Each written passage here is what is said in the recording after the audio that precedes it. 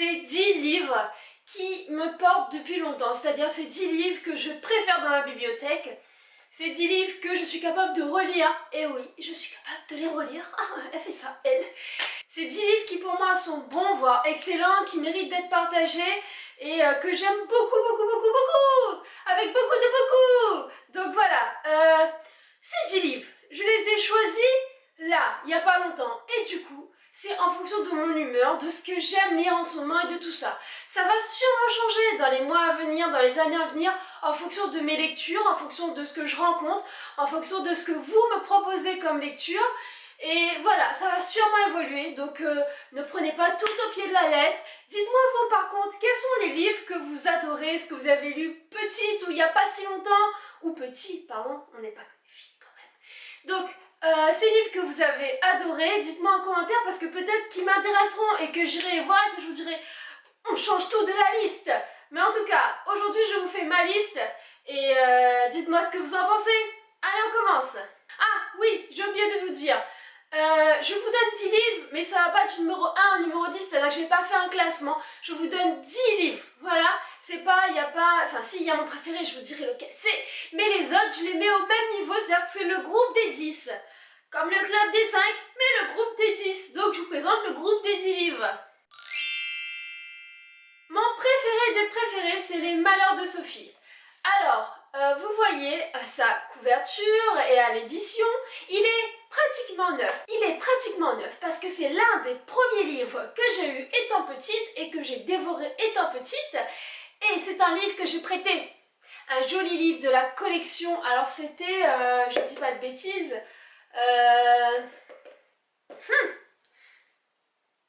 c'était un livre de la Bibliothèque Rose avec une couverture rigide, cartonnée, très belle, qui allait avec 5 autres de ses livres. Et je l'ai prêté.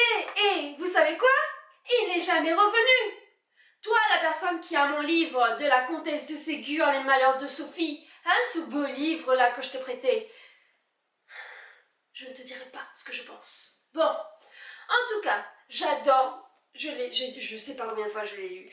Oui, c'est de la littérature d'enfance, de jeunesse, et c'est pas grave. J'adore les bêtises de Sophie, j'adore le fait que la comtesse de Ségur parle d'elle pour ses petits-enfants, ce qu'elle nous raconte, tout ce qu'elle véhicule là-dedans.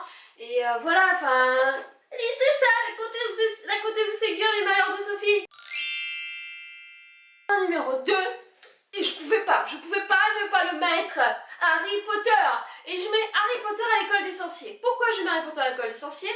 Parce que c'est le début, il faut bien commencer par un début, c'est-à-dire que quand vous lisez celui-là, si vous avez accroché celui-là, vous lisez tout le reste sans problème. La suite, ça fait comme, c'est comme du petit lait quoi, il n'y a pas de souci. Harry Potter, je vous fais pas les descriptifs des livres, hein, parce que certains, c'est méga connu. Après, ceux qui sont un peu moins connus, je vous dirai un peu ce qu'il y a dedans, mais c'est tout, mais Harry Potter, quoi. Et ceux qui disent, oui, j'ai vu le film, pas besoin de lire le livre, les gars, ça n'a rien à voir, mais rien à voir du tout. Là-dedans, vous avez un monde, dans les films, on vous a présenté un bout du monde, mais là-dedans, c'est le monde en entier, quoi. Donc, lisez ça. Numéro 3. Zazie dans le métro par Raymond Queneau. Alors, moi je l'avais lu pour l'école en fait, quand j'étais au collège, je crois, ou au lycée, je ne sais plus. Et j'avais littéralement adoré. Enfin, je savais pas qu'on pouvait lire ce genre de littérature à l'école. C'est top. Ils passent leur temps à dire des gros mots là-dedans, c'est génial. Et en même temps, c'est doux, c'est fin et tout. Je vais juste vous lire l'arrière pour vous donner juste l'idée de comment c'est écrit dedans et ce qui est intéressant. Zazie, déclare Gabriel en prenant un air majestueux, trouvé sans peine dans son répertoire. Si ça te plaît de voir vraiment les Invalides et le tombeau véritable du vrai Napoléon, je t'y conduirai. Napoléon mon cul, réplique Zazie. Il ne m'intéresse pas du tout cet enflé avec son chapeau à la con. Qu'est-ce qui t'intéresse alors? Zazie répond pas. Oui, dit Charles avec une gentillesse inattendue. Qu'est-ce qui t'intéresse? Le métro. Donc c'est écrit avec des fautes, c'est écrit avec des gros mots, et c'est juste... ça vous emporte quoi, c'est une vague de fraîcheur, un truc chouette, donc voilà, Zazie dans le métro de Raymond Queneau. Pour mon numéro 4, je vais vous mettre une image par là. Pourquoi? parce que c'est un Amélie Nothomb, la métaphysique des tubes. Et il n'est pas ici chez moi en ce moment, il est chez ma sœur. Donc tu es prié de lire le livre et de le ramener chez moi, s'il te plaît. Puis ça. Donc, c'est Amélie Nothomb, donc c'est génial, on est d'accord. Et je vous avais fait une vidéo sur un livre d'Amélie Nothomb que j'ai lu récemment. Je vous mets là, c'est l'hygiène de l'assassin. En tout cas, j'adore Amélie Nothomb, mais dans la métaphysique des tubes, elle va expliquer son enfance à Tokyo. Enfin, elle est née là-bas, elle a vécu grâce à son père qui voyageait parce qu'il était, je sais plus, attendez, diplomate ou quelque chose comme ça. Elle va vivre son enfance au Japon et on va découvrir comment ça s'est passé et ce qu'elle a découvert. Enfin, on va découvrir comment ça s'est passé pour elle et notamment d'où lui vient cet amour pour le Japon. C'est un excellent livre, n'hésitez pas. En tout cas, moi c'est ce qui m'a fait accrocher à Amélie Nothomb. Et voilà quoi, fin d'un jour, fin toujours d'Amélie Nothomb. Numéro 5, Le miroir de Cassandre de Bernard Weber. Alors, Weber, pareil, je suis fan de Weber, j'adore ce qu'il écrit. J'ai commencé d'abord par le cycle des anges, des dieux et de tout ça là, par l'encyclopédie du savoir relatif et absolu, et puis je suis tombée sur ça. Et ça, autant les autres se veulent plus scientifiques et en même temps philosophiques, autant ça se veut un peu comme c'était la première histoire, enfin vraie histoire, je sais pas comment le dire, que je lisais de lui. Et je suis adorée, j'étais dedans et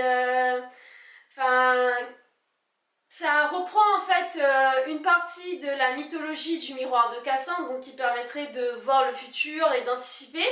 Donc en fait, ce livre est pour moi une pépite, en plus c'est une histoire de Weber qui n'est pas en trilogie, qui n'est pas en 12 000 livres, et franchement ça fait plaisir. Bon après il est costaud, hein, mais ça se lit super facilement, on aime suivre cette petite fille et tout ce qui va lui arriver, et voilà quoi, enfin moi j'ai adoré ce livre. Si vous connaissez, dites-le moi, si ça vous intéresse que je vous fasse une revue un peu plus détaillée de ce livre, parce que je vous en ai pas dit grand chose pour l'instant, dites-moi aussi, et puis voilà. En numéro 6, Les 4 filles du Docteur March de Louisa May Alcott. Petite, j'avais vu le dessin animé qui passait à la télé, puis après je crois qu'il y a un film ou quelque chose comme ça. Oui, il y a un film. En tout cas, j'ai adoré le dessin animé, j'ai beaucoup aimé le film, et dans mon adolescence, je l'avais lu à la médiathèque, et il n'y a pas si longtemps, il y a moins d'un an, je suis sûre, ou un peu plus d'un an, je sais pas, mais voilà, d'à peu près un an, j'avais trouvé à la brocante, et je l'ai relu, et je l'adore. Enfin, voilà, j'adore ces filles, j'adore l'histoire, j'adore l'ambiance qu'il y a dedans, et je l'aime beaucoup quoi. Est-ce que vous le connaissez ce truc là? Est-ce que vous avez vu le dessin animé? Et si vous avez vu le dessin animé, franchement, enfin jetez-vous sur le livre, j'aime beaucoup, j'aime beaucoup, pareil. En même temps je les aime tous, c'est pour ça qu'ils sont dans les 10. Si je dis tout le temps que j'aime beaucoup, on va pas s'en sortir hein. En 7ème, on a le cercle des amateurs d'épluchures de patates. Je me rappelle plus du nom de l'auteur, en tout cas je vous mettrai l'image par ici, voilà.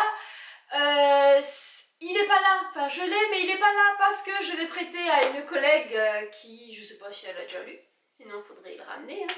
Donc je l'ai acquis cette année ou l'année dernière, enfin d'année dernière, et je l'ai lu, enfin je l'avais eu à la brocante, j'avais trouvé ce titre assez bizarre. Et bizarrement, ce livre parle quand même du temps de la guerre en fait, et d'une correspondance qui va se passer entre une journaliste et une journaliste écrivain et ce cercle d'amateurs d'épluchures de patates, et comment est-ce que ce cercle a été constitué pendant le temps de la guerre et à quoi il a servi. Et donc c'est une correspondance qu'il va y avoir, et j'ai adoré, enfin ce truc m'a porté, j'ai trouvé ça vachement. Et pourtant j'aime pas les histoires de la guerre, franchement moi, et l'histoire de toute façon, l'histoire avec un grand H, j'ai toujours eu, on va parler bien, j'ai toujours eu beaucoup de mal. Et là ce livre, j'en ai fait qu'une seule bouchée, je l'ai adoré, et d'ailleurs je le recommande à tout le monde. Il parle pas de la guerre en elle-même, mais de ce qu'ont vécu les gens sur l'île de Guernesey pendant la guerre. Je crois que c'est celle de 39-45, hein, c'est pas celle de 14-18. Mais je dis peut-être des bêtises encore une fois. Donc, Si vous connaissez, dites-moi ce que vous en avez pensé. Est-ce que je suis la seule folle à avoir adoré ce livre? Ou voilà. En numéro 8, nous avons Fahrenheit 451 de Ray Bradbury. Alors, Ray Bradbury, déjà, cet auteur, voilà quoi. J'avais lu au lycée les Chroniques martiennes, que j'avais adoré. Et sur une brocante, je l'ai trouvé, le Fahrenheit 451, donc bien plus tard. Et je me suis dit, mais c'est du Bradbury, je devrais lire. Et en plus, il est quand même assez connu ce livre, donc tu devrais peut-être te lancer dessus. Et franchement, cette histoire de on brûle les livres, le livre est interdit et tout ça, c'est génial. Enfin, non, l'histoire de brûler les livres et d'interdire les livres n'est pas géniale, mais comment est-ce que les gens se questionnent et comment est-ce qu'ils vont être intéressés justement par le livre parce qu'il est interdit et parce qu'il nous permet de réfléchir ou au moins de s'évader, c'est superbe. Enfin, je suis sûre que plein d'entre vous l'ont lu et enfin, voilà quoi, c'est... Alors Fahrenheit 451, c'est la température à laquelle le livre s'enflamme en fait, c'est pour ça qu'il y a ce titre là. Et donc les pompiers ne sont plus chargés d'éteindre les feux, mais ils sont chargés de brûler les livres. Donc c'est un monde dans lequel, c'est un monde un peu apocalyptique quand même, où on brûle les livres, rendez-vous compte. Donc le 9e livre, c'est celui-là, La couleur des sentiments, de Catherine Stockett. Alors, je ne connaissais pas, il m'a été offert ce livre il y a quoi, 4 ou 5 ans, quelque chose comme ça.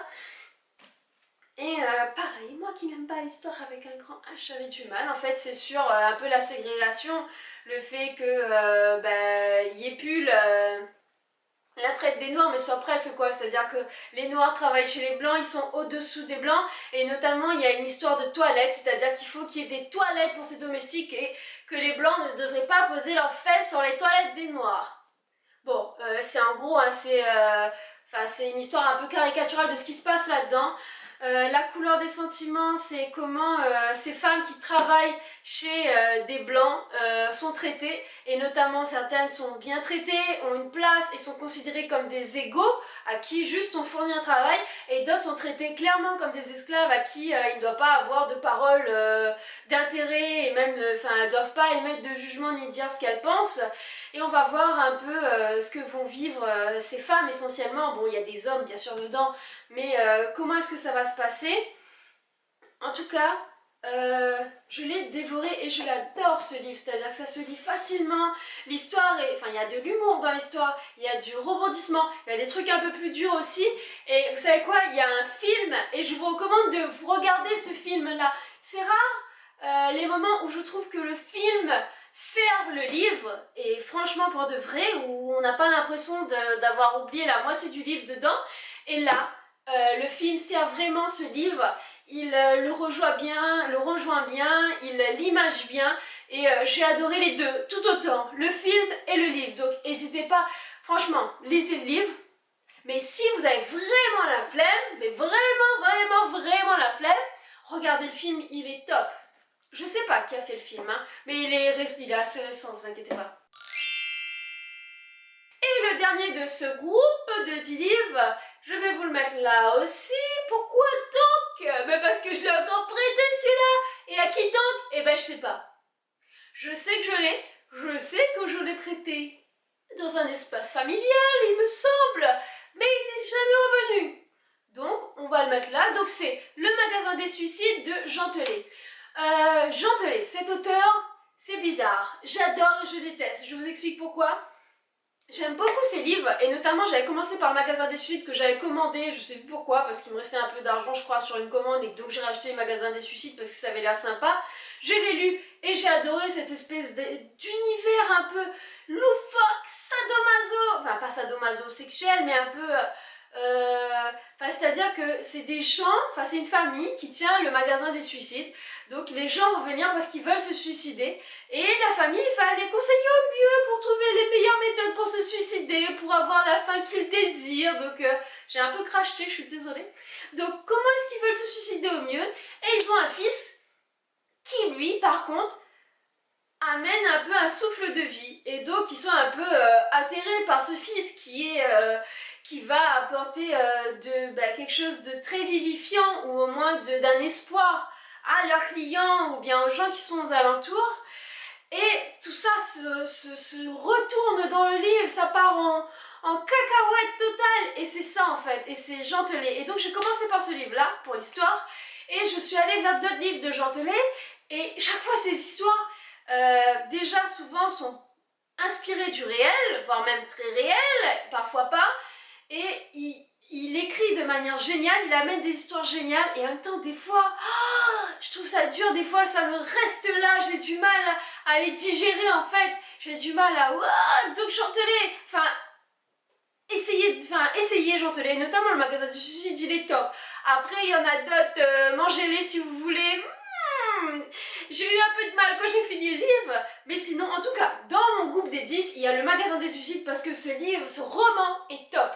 C'est fini pour mon groupement des 10 livres qu'il faut lire absolument, en tout cas que j'ai dans ma bibliothèque et que j'ai adoré. Comme j'ai dit, ce classement changera sûrement en fonction de ce que je lirai prochainement.